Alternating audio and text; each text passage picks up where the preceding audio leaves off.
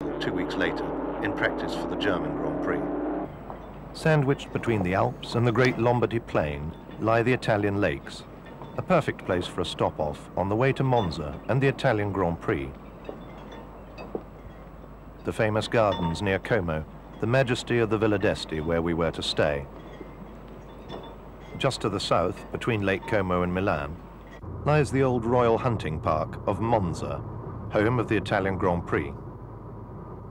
As we approached the circuit, the increasing number of hoardings, and sadly Italy is disfigured with them, told us that the track was not far away. We arrived in time to see some of practice, and after Fangio's body contact problems at Silverstone, we found Mercedes trying out a more conventional, open-wheeled bodywork. The high-speed Monza circuit suited the powerful W196s, and true to form, Fangio took pole position.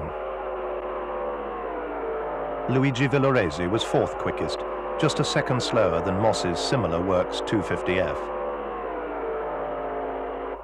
Collins's van wall was disappointing. He would start 2 places from last on the grid.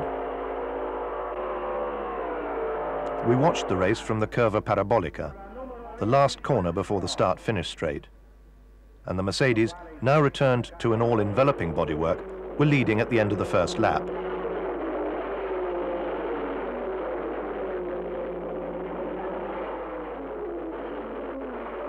But it wasn't long before the snarling pack of Ferraris started to get on terms. By lap 6, Ascari led. And then Gonzalez got past Fangio, driving right around the outside of the W196 to move up into second place. Villoresi moved up to 6th. It was now Ascari, Gonzalez, Fangio, and Moss in the Maserati. Peter Collins was now 14th in the van wall. But out in the lead, Ascari was supreme in front of his Ferrari-loving Italian fans.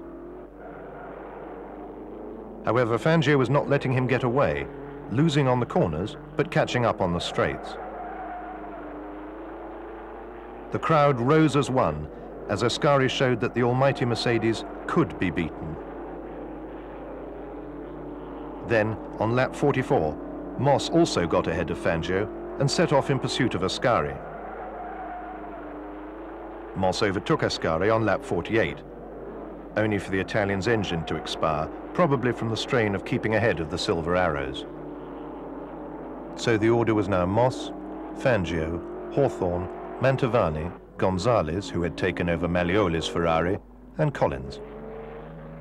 Then suddenly, Moss's engine blew as well, leaving Fangio to win as he pleased for Mercedes. Fangio has now won every Grand Prix he has driven in 1954, with the exception of the British. Hawthorne finished second, ahead of Gonzalez, and Hans Hermann in the second Mercedes.